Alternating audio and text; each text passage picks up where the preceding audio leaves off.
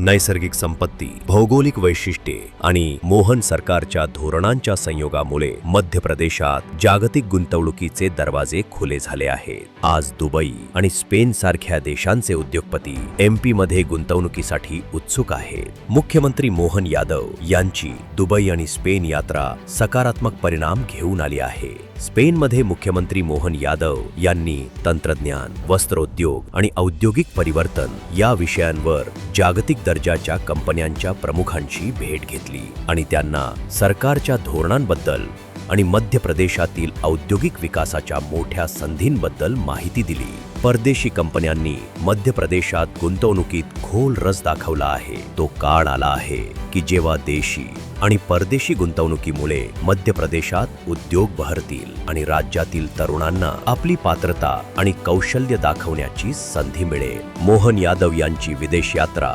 यशाचा संदेश घेऊन आली आहे।